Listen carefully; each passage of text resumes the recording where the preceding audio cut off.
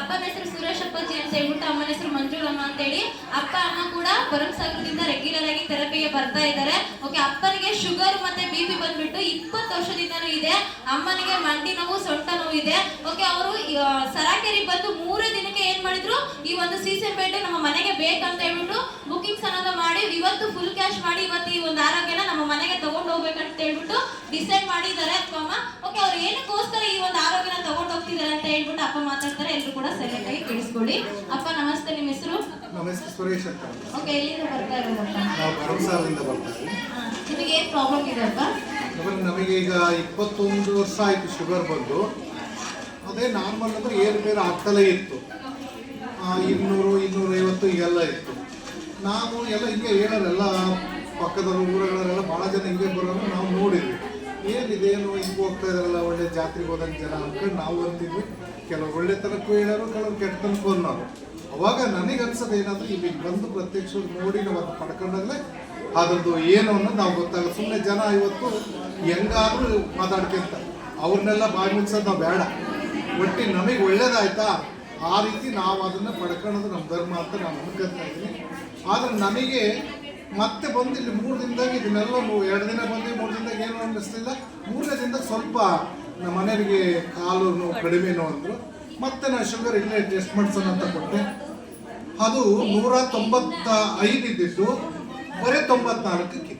ನಾನೇನು ಯಾರಿಗೇನು ಅವರೇನು ಪಾಪ ನನಗೆ ಹೇಳಪ್ಪ ಅಂತ ಹೇಳಿಲ್ಲ, ನಾನು ಮಾಡಿಸ್ಕೊಂಡು ಶುಗರನ್ನು ಬಂದಿರ್ತಕ್ಕಂಥ. ಮತ್ತು ಗ್ಯಾಸ್ಟ್ರಿಕ್ ಇತ್ತು. ಆ ಗ್ಯಾಸ್ಟ್ರಿಕ್ಕು ಈ ವಾರದಿಂದ ಇಲ್ಲವೇ ಇಲ್ಲ. ನಮ್ಮ ಮನೆಯವರಿಗೆ ಮಂಡಿ ನೋವು ಅಂತಂದು ಯಾಕೆ ಹೇಳ್ತಿದ್ದೀನಿ ಅಂದರೆ, 9 ಲಕ್ಷ ರೂಪಾಯಿಗೆ ನಾನು ಆಪ್ರೇಷನ್ಗೆ ಬುಕ್ ಮಾಡಿ ಎಲ್ಲ ಮಾಡ್ಕೊಂಡು ರೆಡಿ ಇದ್ವಿ. ಎಲ್ಲ ಹೇಳ್ತುಳು ಏನು ಮಾಡಿದ್ವಿ, ತಡಿ ನೋಡೋಣ, ಇಲ್ಲೊಂದು ಅಜ್ಜ ಬೆಳಗ್ಗೆ ಡ್ಯಾನ್ಸ್ ಮಾಡ್ತಾರೆ ನೋಡಿದ್ವಿ, ರೇವಜ್ಜ. ಆ ರೇವಜ್ಜ ಏನು ಮಾಡ್ತೀವಿ, ದಿನ ಬರೋದು ಹಿಂಗೆ. ಅವಜ್ಜ ನಾನು ಕಣ್ತುಂಬ ಹತ್ರದಿಂದ ನೋಡಿರೋದು. ಅವಜ್ಜ ಓಡಾಡಕ್ಕೆ ಆಗ್ತದಿಲ್ಲ, ಆಪ್ರೇಷನ್ನು ಲಕ್ಷಾಂತರ ರೂಪಾಯಿ ಬೇಕು ಅಂತ ಭಾಳ ಹಿಂಸೆ ಪಟ್ಕೊಂಡು ಓಡಾಡ್ತೀವಿ. ಈಗ ಅವಜ್ಜ ಒಂದು ವಾರ 15 ದಿವಸ ನನಗೆ ಆದಮೇಲೆ ಏನು ಮಾಡಿದೆ, ಓಡಿ ಬರೋಣ ಅವಜ್ಜ ಬಸ್ಸಿಗೆ. ಇದೇನು ಆಪ್ರೇಷನ್ ಅಂತೀರ ಮನುಷ್ಯ ಹಿಂಗಾಗ್ತಾರೆ. ನಮ್ಮ ಮನೆಯವ್ರಿಗೆ ಎಂದ ಹಿಂಗೆಲ್ಲ ಭಾರಿ ಹೋಗೋಣಂಗೆ ಹಿಂಗೆ ಭಾಳ ಚೆನ್ನಾಗಾಗಿದ್ದಂತೆ ಅನ್ನೋ ದೃಷ್ಟಿಯಿಂದ ನಾವೇನು ಮಾಡಿದ್ವಿ, ಬಂದ್ವಿ. ಆದ್ರೆ ಕೆಲವ್ರು ಅನ್ನೋರು, ಏನು ಹೋಗ್ತೀರಪ್ಪ ಇದೆಲ್ಲ ಸುಮ್ಮನೆ ಹಂಗೆಲ್ಲ ಅನ್ನೋರು. ನಾವು ನೋಡೋತ್ತಾಗ ನಾವೇನಲ್ಲಿ ದುಡ್ಡು ಕೊಡೋಂಗಿಲ್ಲ, ಏನು ಕೊಡೋಂಗಿಲ್ಲ. ನಾವು ಯಾಕಾದ್ರೆ ನೋವು ತಗೊಳ್ಳೋದಂತ ನಾನು ಬಂದ್ವಿ. ನಮಗೆ ಅನುಕೂಲ ಆಗಿದೆ. ಮತ್ತು ಇಲ್ಲಿ ಬಂದು ನೋಡಿದ ಮೇಲೆ ಒಂದು ಎಲ್ಲದೂ ಸಿಗುತ್ತೆ. ನನಗೆ ಒಂದು ಆತ್ಮ ಶಾಂತಿನೂ ಸಿಗುತ್ತೆ, ಮತ್ತು ನೆಮ್ಮದಿನೂ ಸಿಗುತ್ತೆ. ನೋಡಿರಿ, ನಾವೆಲ್ಲ ಬೆಳಿಗ್ಗೆಲ್ಲ ಡ್ಯಾನ್ಸ್ ಎಲ್ಲ ಮಾಡಿರಲ್ಲ, ಯಾರು ತಪ್ಪು ಭಾವಿಸ್ಬೇಡ್ರಿ. ಎಂದರೆ ನಮ್ಮ ಮನೆಗಳಲ್ಲಿ ಹಂಗೆ ಮಾಡ್ತೀವ, ಮಾಡೋಕ್ಕೆ ಅವಕಾಶ ಕೊಡ್ತಾರ? ಎಷ್ಟು ಜನ ನಮ್ಮನ್ನು ಆಡ್ಕೋಬೋದು ನಾವೆಲ್ಲ ಮಾಡಿದ್ರೆ. ಇಲ್ಲಿ ಯಾರು ಆ ಥರ ಯಾರು ಒಬ್ಬರು ಬಾಯಾಗರೆ ಹಂಗೆ ಅನಿಸುತ್ತಾ? ಇಲ್ಲ. ಅಂಥ ಒಂದು ಶಿಸ್ತು, ಒಂದು ಸಂಯಮ ಇಲ್ಲಿದೆ. ನಾವು ಇಲ್ಲಿ ಕುತ್ಕೊಂಡಾಗ ಒಂದು ದೇವಸ್ಥಾನದಲ್ಲಿ ದೇವ್ರು ಹೊರ ಕೊಡ್ತಾನೋ ಗೊತ್ತಿಲ್ಲ ನಮಗೆ. ಇಲ್ಲಂತೂ ಕೊಟ್ಟಿದ್ದಾನೆ ಅಂತ ನಾನು ಆತ್ಮಹತ್ಯೆ ಹೇಳ್ತೇನೆ. ಬೇರೆ ನಂದು ಒಂದೇ ಅಲ್ಲ, ನಾನು 10 ಜನ ಗಮನಿಸಿದ್ದೀನಿ. ಬೇರೆ ನಮ್ಮದು ನಾನೇನೋ ಹೇಳ್ಕೊಬೋದು, 10 ಜನ ಗಮನಿಸಿದ್ದೀನಿ. ಅವ್ರನ್ನ ನಾನು ಹತ್ತಿರದಿಂದ ನೋಡಿದ್ದೀನಿ. ಇಲ್ಲಿ ಒಂದು 2-3 ಭಾಳಷ್ಟು ಚೆನ್ನಾಗಿದ್ದಾರೆ. ನಾವು ಅಜ್ಜ ಓಡ್ ಬರ್ತಾನೆ ಅಂದರೆ ಬಸ್ ಸ್ಟ್ಯಾಂಡಿಂದ ಬಸ್ ಬಿಡೋ ತನಕ ಹೋಗ್ತಾ ಇದ್ರು ಹೊತ್ತಿಗೆ ಅಂತ. ನಾವು ಅಜ್ಜನ ಕೈ ಹಿಡ್ಕೊಂಡು ಕರ್ಕೊಂಬರೋ ಒಂದು ಪರಿಸ್ಥಿತಿ ಇತ್ತು. ಇಂಥದನ್ನು ನಾವು ನಂಬಕ್ಕೆ ಬೇಡ. ನಾವೇನಿಲ್ಲ ದುಡ್ಡು ಕೊಡ್ತೀವ. ಒಂದು ಆಸ್ಪತ್ರೆಗೆ ಹೋದ್ರೆ ಏನು ಮಾಡ್ತಾರೆ, 3 ತಕ್ಕ ಕೂರಿಸ್ತಾರೆ. ತಡೆಯ ಅಲ್ಲಿ ಟೋಕನ್ ಎಲ್ಲ ಇತ್ತು. ಇಲ್ಲಿ ಯಾರು ಕೇಳ್ತಾರ? ನಮ್ಮ ಸ್ವಂತ ಹುಟ್ಟಿದ ಮಕ್ಕಳೇ ನಮ್ಮ ಮಾತನ್ನು ಕೇಳಲ್ಲ. ದೊಡ್ಡ ನೀರು ಕೊಡಮ್ಮ ಅಂದರೆ ತಡಿಯಪ್ಪ ನಾನೇನೋ ಮಾಡ್ತಾ ಇದ್ದೀನಿ ಅಂತ ಅಂತಾರೆ ಇಲ್ವ? ಆದ್ರೆ ಇಲ್ಲಿ ಆ ಭಾವನೆಯಲ್ಲಿ ಯಾರು ನೋಡಿದಾರ? ನಮಗೆ ಎಷ್ಟು ಪ್ರೀತಿಯಿಂದ ಅಪ್ಪ ಅಮ್ಮ ಅಂತ ನಮ್ಮ ಪ್ರೀತಿಯನ್ನು ನಾವು ಎಂದು ಮಕ್ಕಳಿಂದಲ್ಲಿ ಬಂದರೆ ಆ ಪ್ರೀತಿಯನ್ನು ನಾವು ಪಡ್ಕೋಬೋದು. ಅಂಥ ಒಂದು ದೇವಸ್ಥಾನ ಅಂತ ನಾನು ಭಾವಿಸಿದ್ದೀನಿ. ಯಾರ ಅಭಿಪ್ರಾಯಗಳು ಏನೇನೋ ಗೊತ್ತಿಲ್ಲ, ನನಗಂತೂ ಪೂರ್ತಿ ನಂಬಿಕೆ ಇದೆ. ಮತ್ತು ನಾನೇನು ಮಾಡಿದೆ, ಅವಾಗಲೇ ಒಂದು ಬೆಡ್ಡನ್ನು ಬುಕ್ ಮಾಡಿದೆ. ಬೆಡ್ ಬುಕ್ ಮಾಡಿದಾಗ ನಾನೇನು ಮಾಡಿದೆ, ಬಾತ್ರೂಮ್ ನಾರ್ಮಲ್ ಸ್ಟೇಜ್ಗೆ ಹೋದೆ, ಆಮೇಲೆ CCMಗೆ ಹೋದೆ, ಅದನ್ನು ಆಮೇಲೆ ಇವತ್ತು ಮಿರಾಕಲ್ಗೆ ಹೋದೆ. ಇವೆಲ್ಲ ನೋಡಿದ್ರೆ ನನಗನ್ನಿಸ್ತು ಇದೇ ಪಾಡತ್ತನೋ ಅನಿಸುತ್ತೆ. ಹೆಂಗೆ ಅನಿಸುತ್ತೆ ಅಂದರೆ, ಎಲ್ಲ ಮಾಂಸ ಕಣ್ಣುಗಳಿಗೂ ಪೂರ್ತಿ ನಾಟುತ್ತೆ. ಅದೆಲ್ಲ ಪೂರ್ತಿ ನಾಟುತ್ತೆ. ಹೆಂಗೆ ಅಂದರೆ, ಅದು ಏನು ಸರಿ ಇಲ್ಲ ಅಂತ ನಾನು ಹೇಳಲ್ಲ. ಈಗ ಒಬ್ಬ ಪೊಲೀಸ್ ಆಗಿ ದೆಪ್ಪೆದಾರ ಆಗಿ ಸಬ್ ಇನ್ಸ್ಪೆಕ್ಟರ್ ಆಗ್ತಾನೆ. ಅಲ್ಲಿ ಸಬ್ ಇನ್ಸ್ಪೆಕ್ಟರ್ ಆದಾಗ ಅವ್ನು ಯಾರನ್ನು ಕಳ್ಳ ಹಿಡಿಯೋಕ್ಕಾಗಲ್ಲ. ಆದರೆ ಡೈರೆಕ್ಟ್ ಸಬ್ ಇನ್ಸ್ಪೆಕ್ಟರ್ ಬಂದಿರ್ತಾರಲ್ಲ ಆ ರೀತಿ ಅಲ್ಲಿಗೆ ಹೋದಂಗೆ ಆಗುತ್ತೆ ನೋಡಿ. ಅಂದ್ರೆ ಮಿರಾಕಲ್ ಬೆಳಕು ಅಷ್ಟು ಚೆನ್ನಾಗಿ ಅಷ್ಟು ರಿಸಲ್ಟ್ ಚೆನ್ನಾಗಿದೆ. ಕೊಡುತ್ತೆ. ಅಂದರೆ ಏನಿಲ್ಲ, ಅದರಲ್ಲೂ ಆಗುತ್ತೆ ಇದರಲ್ಲೂ ಆಗುತ್ತೆ. ಇದರಲ್ಲಿ 20 ನಿಮಿಷದಲ್ಲ, ಅದರಲ್ಲಿ 20 ನಿಮಿಷ ತಗೊಳ್ಳೋದು ಇಲ್ಲಿ 10 ನಿಮಿಷಕ್ಕೆ ನಾನು ಆಗುತ್ತೆ. ಆ ಒಂದು ಅನುಭವ ನನಗೆ ಇವತ್ತಾಯ್ತು. ನಾನು ಇವತ್ತು ತಗೊಂಡಿದ್ದೆ, ಮತ್ತು ಆಮೇಲೆ ಅದನ್ನು ಚೇಂಜ್ ಮಾಡೋದೇನೋ ಅಂದೆ. ಸುಮ್ಮನೆ ಎಲ್ಲ ನೋಡ್ಕೊಂತ ಹೋದ್ಮೇಲೆ ಚಬಸಪ್ಪನ ಅಂಗಡಿಗೆ, ಬಟ್ಟೆ ಅಂಗಡಿಗೆ ಹೆಣ್ಮಕ್ಳು ಬಿಟ್ಟಾಗ ಆಗ್ಬಿಡುತ್ತೆ ನನಗೆ. ಅದು ಬೇಡ ಇದು ಬೇಡ ಇದು ಬೇಡ, ಕೊನೆಗೆ ಅದು ಬೇಕು ಇದು ಬೇಕು ಅಂತ ಎಲ್ಲ ಗಂಡ ಹೆಂಡತಿ ಗುದ್ದಾಡ್ಕೊಂಡು ಹೊರಗೆ ಬರಬೇಕಾಗತ್ತೆ. ಅಂಥ ಒಂದು ಅದಕ್ಕೆ ನಾನೇನು ಮಾಡಿದೆ, ಸುಮ್ಮನೆ ಅದೊಂದೇ ಇಲ್ಲಿ ಸಾಕು ಬುಕ್ ಮಾಡಿಬಿಡ್ತೀವಿ ಅಂತಂದು ಅದನ್ನೇ ತಗೊಂಡು ಅದನ್ನೇ ಮೈಂಡ್ಗೆ ಹೋಗ್ತಾ ಇದ್ದೀವಿ. ಮತ್ತು ನನಗೆ ತಗೊಂಡೋಗೋ ಉದ್ದೇಶ ಇಷ್ಟೇ, ನಾವು ದಿನ ನಮಗೇನು ಈಗ ಏನು ತೊಂದರೆ ಇಲ್ಲ, ಬರ್ತಾ ಇದ್ದೀವಿ ಹೋಗ್ತಾ ಇದ್ದೀವಿ. ನನಗೆ 3 ಹೆಣ್ಣು 3 ಇಂಜಿನಿಯರ್ ಮನೇಲಿ ಕೆಲಸ ಮಾಡ್ತಾರೆ. ಹಂಗಾಗಿ ಏನು ಮಾಡ್ತಾರೆ, ಅವ್ರು ಬರೋಕ್ಕಾಗಲ್ಲ. ಅವರೆಲ್ಲ ಕೆಲಸಗಳು ಗೊತ್ತಿರ್ಬೋದು ನಿಮಗೆ. ಬೆಳಗ್ಗೆ 8 ಗಂಟೆ ಕೂತ್ಕೊಂಡ್ರೆ ಲ್ಯಾಪ್ಟಾಪ್ನಾಗ 10 ಗಂಟೆ ಆದರೂ ಮುಗಿಯಲ್ಲ. ಮುಣ್ಣಬಾರಮ್ಮ ಅಂದರೆ ಅದಕ್ಕೆ ಹೇಳಿದ್ದು ಕೇಳಲ್ಲ. ಅದಕ್ಕೆ ಅವರು ಸೊಂಟ ನೋವು ಅವೆಲ್ಲ ಆಗಿಬಿಟ್ಟವು. ಅದನ್ನು ಮುಂಚೆನೇ ತಗೊಂಡ್ರೆ ಪಾಡನ ಅಂತ ನಾವು ಅದನ್ನು ಬಯಸ್ಕೊಂಡಿವಿ. ಈ ಕೆಲವರು ಅಂತಾರೆ, ಏನು ಮಾಡ್ತಾರೆ, ಯಾರನ್ನ ಕರೆದೆ ನಾನು ಇಲ್ಲೇ ನಮ್ಮ ರಿಲೇಷನ್ ಒಬ್ಬರನ್ನ ಕರೆದೆ, ಬರ್ರಿ ಆಯಮ್ಮನೇ ಬಿಟ್ಟು ಹೋಗ್ತೀವಲ್ಲ, ನೀವು ಬರ್ರಿ. ನನಗೇನಾಗಿಲ್ಲಣ್ಣ, ಏನಾಗಿತ್ತು ನನಗೆ, ನಾನು ಚೆನ್ನಾಗದೀನಿ. ನಮಗೂ ಚೆನ್ನಾಗದೀನಿ ಅಂತ ನಮಗೆ ಈಗಲೂ ಅನಿಸುತ್ತೆ. ಇದೇನಪ್ಪ ಅಂದರೆ ಮುಂದೆ ನಾವು ತಿಂತಕ್ಕಂಥ ಆಹಾರಕ್ಕೆ ಮುಂದೆ ಇರುವಾಗ ಬರಬಾರ್ದು ಅಂತ ನಾವು ಮುಂಚೆನೇ ಬಂದರೆ ಅದು ಒಳ್ಳೆಯದು ಅಂತ ನನ್ನ ಭಾವನೆ. ಇವಾಗ ನೀವು ಸರಾಕೆರೆ ಬಂದು ಎಷ್ಟು ದಿನ ಆಯ್ತಪ್ಪ? ನಾವೀಗ 25 ದಿನ ಆಗಿದೆ. ಓಕೆ, ಈಗ 25 ದಿನ ನನ್ನ ತನಕ ಇವಾಗ ಥೆರಪಿ ಎಲ್ಲ ತಗೊಂಡಿದ್ದೀರಾ? ಈ ಎಲ್ಲ ಥೆರಪಿ ತಗೊಳ್ಳುವಾಗ ನಿಮಗೆ ಏನಾದರೂ ಶೀತ ಆಗೋದು, ಜ್ವರ ಬರೋದು ಇಲ್ಲ, ಅಂಥ ಅನುಭವ ನಮಗೇನು ಆಗಿಲ್ಲ. ಶೀತ ಒಂದ್ಸಲಿ ಇವಳಿಗೆ ಆಯ್ತು, ಇವಳಿಗೆ ಬಂದು ನನಗೆ ಬಂತು, ಕೆಮ್ಮು ನೆಗಡೆಲ್ಲ ಆಯ್ತು. ಆ ಎಂದೂ ಬಾರದಿದ್ದಂಥ ಕಫ ಅಷ್ಟು ಹೋಯ್ತು ನೋಡಿ. ಅಂದರೆ ನಮ್ಮ ಶರೀರದಾಗ ಇರ್ತಕ್ಕಂಥ ಒಂದು ಕೊಳೆನೋ ಏನೋ ಗೊತ್ತಿಲ್ಲ, ಆ ರೂಪದಲ್ಲಿ ಎಲ್ಲದೂ 3-4 ದಿನ ಆಯ್ತು, ಅದು ಹೇಳಬಾರ್ದು ದಿವಸ ಅಷ್ಟು ಹೋಗ್ಬಿಡ್ತಲ್ಲ. ಅಪ್ಪ, ಇವಾಗ ಕ್ಲಿಯರ್ ಹೊಸದಾಗಿ ಬರುವಂತ ಅಪ್ಪಮ್ಮನಿಗೆ ಶೀತ ಆಗೋದು, ಜ್ವರ ಆಗೋದು ಆ ತರ ಆಗುತ್ತೆ. ಬಟ್ ಅವ್ರು ಸಡನ್ ಆಗಿ ಬರೋದನ್ನ ಬಿಟ್ಬಿಡ್ತಾರೆ. ಅಂತವ್ರಿಗೆ ಏನ್ ಹೇಳಕ್ ಇಷ್ಟಪಡ್ತೀರಾ?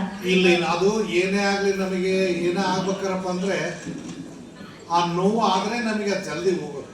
ಅಲ್ಲಿ ಏನಾರು ಒಂದು ಮುಲಾಮು ಹಚ್ಚಿದಾಗ ಗಾಯದ ಮೇಲೆ ಏನಾಗುತ್ತೆ, ನೋವಾದೇ ಆಗುತ್ತೆ. ಅವಾಗ ನಾವು ಅವಾಗೆಲ್ಲ ನೋವಾಯ್ತು ಅಂತ ನಾವು ಬಿಟ್ಟರೆ ಆ ಮುಲಾಮು ಹಚ್ಕೊಳಕ್ಕಾಗಲ್ಲ, ನಾವು ಗಾಯ ವಾಸಿ ಮಾಡ್ಕೊಳ್ತೀವಿ. ಹಂಗೆ ಏನಾರು ಅದನ್ನು ಹೇಳ್ತಾರೆ, ಎಲ್ಲರೂ ಹೇಳ್ತಾರೆ, ನೋಡ್ರಿ ಅದು ಬಂದು ನಮಗೆ ಎಷ್ಟು ಹಿಂಸೆ ಜ್ವರ ಎಲ್ಲದೂ ಬಂದರೆ ಅದು ಜಲ್ದಿ ಹೋಗುತ್ತೆ ಅನ್ನೋ ಒಂದು ಅವರಲ್ಲೇ ಮೊದಲೇ ಹೇಳಿದ್ರು. ನನಗೆ ಅನುಭವಕ್ಕೂ ಆಗಿದ್ದಾವೆ. ಅದರಿಂದ ಏನೂ ತೊಂದರೆ ಇಲ್ಲ ಅಂತ 100% ಗ್ಯಾರಂಟಿ ನಾವು ಹೇಳ್ತೀವಿ. ಇವಾಗ ಇದು ಅಮೌಂಟ್ ಬಂದ್ಬಿಟ್ಟು ಜಾಸ್ತಿ ಆಯ್ತು ಅಂತ ಅನ್ಸ್ಲಿಲ್ವಾ? ನೋಡಮ್ಮ, ಜಾಸ್ತಿ ಆಯಿತು ಅಂತ ನಮಗೆ ಅನಿಸುತ್ತೆ ಏನ್ರಿ, ಎಲ್ಲರಿಗೂ ಅನಿಸುತ್ತೆ ಸಹಜವಾಗಿ. ಆದರೆ ಇವತ್ತು ನಾವು ಹಾಸ್ಪಿಟ್ಲಾಗ ಹೋದ್ರೆ ಈಗ ಅದನ್ನೇ ನಾವು ಹೇಳೋದು, ಈಗ 8-9 ಲಕ್ಷ ರೂಪಾಯಿ ಕೇಳಿದ್ರು ಆಪ್ರೇಷನ್ಗೆ. ಅದನ್ನು ಮಾಡೋಣ ನೋಡೋಣ ಅಂತ ಬುಕ್ ಮಾಡಿದ್ದು ನೋಡಿ. ಈಗ ಅದು ಇದಕ್ಕಿಂತ ಜಾಸ್ತಿ ಅಮೌಂಟ್ ಹೋಗುತ್ತೆ. ನಮ್ಮ ಆರೋಗ್ಯನೂ ಚೆನ್ನಾಗಿರುತ್ತೆ. ಮುಂಚಿನದ ಇದಕ್ಕೇನು ಸೈಡ್ ಎಫೆಕ್ಟ್ ಇಲ್ಲ, ಇನ್ನೊಂದಿಲ್ಲ. ನಾವು ಯಾವುದೋ ಗುಳಿಗೆ ತಗೊಂಡ್ವಿ, ಆಪ್ರೇಷನ್ ಮಾಡಿಸ್ಕೊಂಡ್ವಿ, ಒಂದು ಆಪ್ರೇಷನ್ಗೆ ಮಾಡಿಸ್ಕೊಂಡ್ವಪ್ಪ ಅಂದರೆ ಈ 2-3 ವರ್ಷ ರೆಸ್ಟ್ ತಗೋಬೇಕು. ಅವಾಗ ಅದೇನೇನು ಸಕ್ಸಸ್ ಆಗುತ್ತೋ ಬಿಡ್ತೋ ಗೊತ್ತಿಲ್ಲ. ಇದರಲ್ಲಿ ನಾವು ಮಾಡ್ತಕ್ಕಂಥ ಥೆರಪಿಯಲ್ಲಿ ನಮಗೆ ಸೈಡ್ ಎಫೆಕ್ಟ್ ಏನು ಆಗೋಕ್ಕೆ ಕಾರಣ ಗೊತ್ತಲ್ಲ. ನೀನು ಮಾಡ್ಬೋದು, ಬಿಟ್ಟರೆ ಬಿಡ್ಬೋದು. ಸೈಡ್ ಎಫೆಕ್ಟ್ ಏನು ಬರುತ್ತದು ಇಲ್ಲ. ಹಂಗಾಗಿ ಕೆಲವರು ಅಂತ ಇದ್ದರು, ಕೂದಲುಗಳೆಲ್ಲ ಉದುರ್ತವೆ ಹಂಗೆ ಹಿಂಗೆ ಅಂತ. ಮೊನ್ನೆ ಎಲ್ಲ ಇವರು ಒಂದು ಟೆಸ್ಟ್ ಮಾಡಿದ್ರು, ನಾವು ಕಣ್ಣಾರೆ ನೋಡಿದ್ರು. ಆ ಕಲ್ಲಿ ಮೇಲೆ ಇಟ್ಟಾಗ ಸುಡೋದಿಲ್ಲ ಅಂದಮೇಲೆ ಈ ಕಲ್ಲಿ ಮೇಲೆ ಯಾಕೆ ಸುಡುತ್ತೆ ಅಂದರೆ ಅಂಥ ಒಂದು ಇದೆ, ಪವರ್ ಇದೆ ಅದರಲ್ಲಿ. ಸುಮ್ಮನೆ ಯಾರು ಕಾಟಾಚಾರಕ್ಕೆ ಮಾಡೋಕ್ಕೆ ಬರೋಲ್ಲ. ಆದ್ರೆ ನಾವೇನು ಮಾಡ್ತಾ ಇದೀವಪ್ಪ ಅಂದರೆ ಬಂದಟ್ಟಿಗೆ ನನಗೆ ಆಗ ಹೋಗಿಬಿಡ್ಬೇಕು. ಅಯ್ಯ, ನನಗೆ 3 ದಿನ ಆಯಿತು, ನನಗೆ ಹೋಗಿಲ್ಲ ಅಂದರೆ ಇದಕ್ಕೆ ತಾಳ್ಮೆ ಬೇಕು. ಕೆಲವು ಏನಾಗುತ್ತೆ ಅಂದರೆ ಸ್ವಲ್ಪ ಆಗಿರೋರಿಗೆ 1 ದಿನ 2 ದಿನ 3 ದಿನ 5-6 ದಿನಕ್ಕೆ ಸ್ವಲ್ಪ ಅದು ಸಿಂಟಮ್ಸ್ ಕಾಣಿಸ್ತದೆ. ಆಳವಾಗಿರೋಂಥ ರೋಗ ಹೋಗ್ಬೇಕಪ್ಪ ಅಂದರೆ ಅಷ್ಟೇ ದಿನಗಳು ಬೇಕಾಗುತ್ತೆ. ಅದನ್ನು ನಾವು ತಾಳ್ಮೆಯಿಂದ ಇದ್ದು ಅದನ್ನು ಪಡ್ಕೊಂಡ್ರೆ ಸರಿ. ಇಲ್ಲ ಅಂದ್ರೆ ನಾವೇನು ಮಾಡ್ತೀವಿ, ಬಿಡ ಯಾಕೆ ಈ ವಾರ ಹೋದ್ರೆ ಏನು ಉಪಯೋಗ ಆಗಲಿಲ್ಲ ಅಂದರೆ ಅದಕ್ಕೆ ಯಾರೂ ಏನು ಮಾಡೋಕ್ಕಾಗಲ್ಲ. ಒಂದು ನಂಬಿಕೆ ಇರಬೇಕು ಮನುಷ್ಯನಿಗೆ. ನಾವೇನಿರಲಿ ನಂಬಿಕೆ ಕಳ್ಕೊಳಕ್ಕೆ ನಾವು ಕೊಟ್ಟಿರೋದೇನಿರಲಿ, ಏನಾರು ಕೊಟ್ಟಿಲ್ಲ ನಾವಾಗಿ ಮ್ಯಾಟನ್ನು ದುಡ್ಡು ಕೊಡ್ತಾರೆ, ಇಲ್ಲಂದ್ರೆ ಇಲ್ಲ. ಇದಂತೂ ಸದುಪಯೋಗ ಅಂತ ದಿನ ಪಡ್ಕೊಳ್ತಾ ಇದೀವ ನಾವು. ಮತ್ತು ನಾವೇನು ಕೊಟ್ಟಿರೋದೇನು ಅವ್ರಿಗೆ ಏನಿಲ್ಲ ಅಂತ ಇಷ್ಟೊಂದು.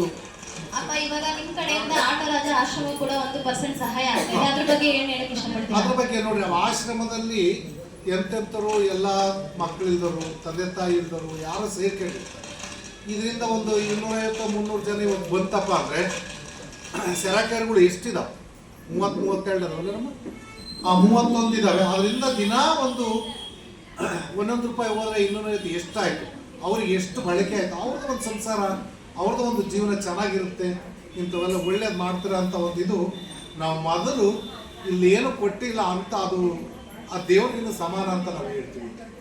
ಈ ಇದನ್ನು ಕೊನೆಯದಾಗಿ ಹೊಸದಾಗಿ ಬರುವಂತ ಅಪ್ಪ ಅಮ್ಮಂದ್ರಿಗೆ ಏನು ಹೇಳಕ್ಕೆ ಇಷ್ಟ? ಹೊಸದಾಗಿ ಅದೇ ತಾಳ್ಮೆಯಿಂದ ನಾವು ಬರಬೇಕು, ತಾಳ್ಮೆಯಿಂದ ಕಳ್ಕೋಬಾರ್ದು.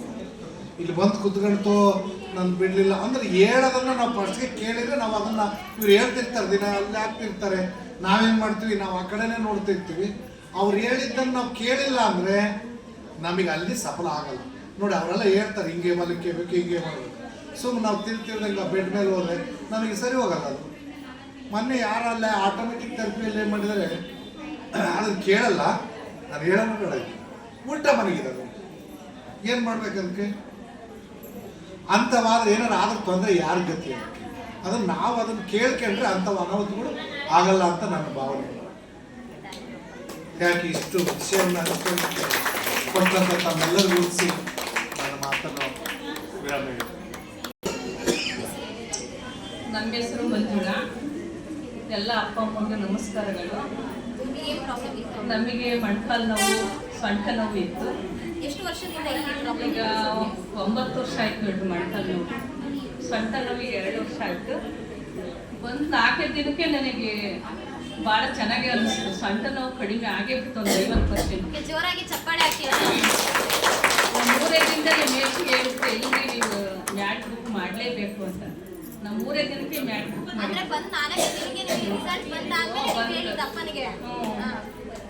ಮ್ಯಾಟ್ ಬುಕ್ ಮಾಡಿರಿ ಅಂತ ಮಾಡಿದ್ವಿ. ಈಗ ಒಂದು 50% ಮಂಡಿ ನೋವು ಚೆನ್ನಾಗೈತೆ. ಮೆಚ್ಚೆದ್ದು ಬರ್ತೀವಿ. ಮೊದಲು ಒಂದು ಕಾಲಿಟ್ಟು ಆಮೇಲೆ ಇನ್ನೊಂದು ಕಾಲು ಇರಬೇಕಾಯ್ತು. ಈಗ ಹಚ್ಚಿ ಬರ್ತೀವಿ. ಓಕೆ ಅಮ್ಮ, ಇದು ಇದೇ ಅಮೌಂಟಿಗೆ ಬಂದ್ಬಿಟ್ಟು ಅಪ್ಪನಿಗೆ ಹೇಳ್ಬಿಟ್ಟು ಬೇರೆ ಏನಾದರೂ ಒಡವೆ ಕೊಡಿಸ್ಕೋಬೋದಾಗಿತ್ತಲ್ವಾ? ಆರೋಗ್ಯ ಇದ್ರೆ ಒಡವೆ ಅಂದ್ಬಿಟ್ಟು ತಕ್ಬೋದು. ಆರೋಗ್ಯ ಮುಖ್ಯ. ಒಡವೆಗಿನ ಮೇನ್ ಆರೋಗ್ಯ ಇಂಪಾರ್ಟೆಂಟ್. ಚೆನ್ನಾಗಿದ್ರೆ ಒಡವೆ ಹಾಕಬಹುದು. ಓಡಾಡಕ್ಕೆ ಬರಲ್ಲ ಅಂತ ಒಡವೆ ತಗೊಂತ ಹೇಳ್ಬಿಡ್ತೀರ. ಓಕೆ, ಇವಾಗ ಹೊಸದಾಗಿ ಬರುವಂತ ಅಪ್ಪ ಅಮ್ಮಂದ್ರಿಗೆ ನೀವೇನು ಹೇಳಕ್ಕೆ ಇಷ್ಟಪಡ್ತೀರಮ್ಮ? ಎಲ್ಲ ಚೆನ್ನಾಗಿ ಬರ್ರಿ, ಎಲ್ಲ ಬಿಡಬೇಡ್ರಿ, ಚೆನ್ನಾಗಿ ಥೆರಪಿ ತಗೊಳ್ರಿ. ನಂಬಿಕೆ ಇರ್ಬೇಕು ಫಸ್ಟ್. ನಾವು ಬಂದಿಲ್ಲಿ ಚೆನ್ನಾಗಿ ಆಗ್ತೀವಂತ ನಿಮಗೆ ನಂಬಿಕೆ ಇದ್ರೆ ಚೆನ್ನಾಗಿ ಆದೇ ಆಗ್ತೀರ. ಎಲ್ಲರೂ ಬಂದು ಬಿಡಬೇಡ್ರಿ. ನಾವು ನಮ್ಮ ಮಾಮರಿಗೆಲ್ಲ ನಮ್ಮ ಅಕ್ಕ ನಮ್ಮ ಮಾಮ ಅವ್ರಿಗೆ ಬರ್ರಿ ತಗೊಳ್ರಿ ಅಂತ ನಾವು ಕರ್ಕೊಂಡು. ಅವರು ನೋಡ್ರಿ ಮೇಡಮ್ ಅವ್ರು ಯಾರ ಮಾತು ಕೇಳಾರಲ್ಲ. ಅವ್ರ ಆಟೋ ಡ್ರೈವರು ಆಟೋ ಓಡಿಸ್ತಿರ್ತಾರೆ, ಯಾರ ಮಾತು ಕೇಳಲ್ಲ, ನಂಬಿಕೆನೇ ಇಲ್ದಂಥವ್ರು. ಅವ್ರು ಭಾಳ ಆರೋಗ್ಯ ತೊಂದರೆ ಇತ್ತು, ಅವರು ಆಟೋ ತೊಂದರೆ ಇತ್ತು. ಆದ್ರೆ ನಮ್ಮನ್ನು ನೋಡಿ ಈಗ ಇವಳೇ ಉದಾಹರಣೆ. ಅವರು ಇಲ್ಲಿ ಓಡಾಡಕ್ಕೆ ಬರ್ತದಿಲ್ಲ, ಅದನ್ನ ಕಂಬಿ ಹಿಡ್ಕೊಂಡು ಓಡಾಡ್ತಾಳೆ, ಆರ್ಸಿಸಿ ಅಂತ ಕೊಡಲ್ಲ ಅನ್ನೋರು ತೆಗಿ ನೋಡೋಣ ಅಂತ ಅವ್ರು ಬಂದು 2 ದಿನ ಬಂದರು. 3ನೇ ದಿನದಾಗ ಆಗಕ್ಕೆ 3ನೇ ದಿನಕ್ಕೆ ಏನು ಮಾಡಿದ್ರೆ ಐ ಡ್ರಾಪ್ಸ್ ಹಾಕ್ಸಿದ್ರು. ಐ ಡ್ರಾಪಿಗೆ ಕಣ್ಣು ಮಂಜಾಗಿದ್ದು ಪೂರ್ತಿ ಕ್ಲಿಯರ್ ಆಯ್ತು. ಅವತ್ತಿಂದ ಆ ನಂಬಿಕೆ ಮೇಲೆ ದಿನ ಬರ್ತದ. ನಮಗಿನ ಮುಂಚೆ ಬಡೆ ಅವ್ರಿಗೆ 3ನೇ ದಿನಕ್ಕೆ ಅದ್ರ ಅನುಭವ ಆಗಿ ನಾ ಅಂದೆ, ನೋಡಪ್ಪ ಇದು ಎಲ್ಲರಿಗೂ ಥೆರಪಿ ಅಲ್ಲ, ನಿನಗೆ ಇದು ಭಾಳ ಮುಖ್ಯವಾಗೈತೆ, ನಿನಗಾಗಿಲೇ ಐತೆ ನೋಡಿ ದಾವಣಗೆರೆಗೆ ಥೆರಪಿ ಆತ ಬಂದು ಅದನ್ನೆಲ್ಲ ಮಾಡಿಕೊಂಡು ಈಗ ಭಾಳ ಚೆನ್ನಾಗಿ ಆಗಿದೆ. ಇವನ್ನೆಲ್ಲ ಸಾಕ್ಷಿಗಳು ನನಗಿವೇ ಸಾಕ್ಷಿಗಳು. ನಮಗೆ ಕಣ್ಣು ಭಾಳ ಮೊಬ್ಬಿದ್ದು, ಸ್ಪೆಕ್ಟ್ ಹಾಕ್ಯೂ ಮೊಬ್ಬು ಕಾಣೋದು, ಟಿವಿ ನೋಡೋಕ್ಕಲ್ಲ. ಅದಕ್ಕೆ 5 ಡ್ರಾಪ್ಸ್ ಹಾಕಿದ ಮೇಲೆ ಅಷ್ಟು ಕ್ಲಿಯರಾಗಿ ಕಾಣ್ತದೆ.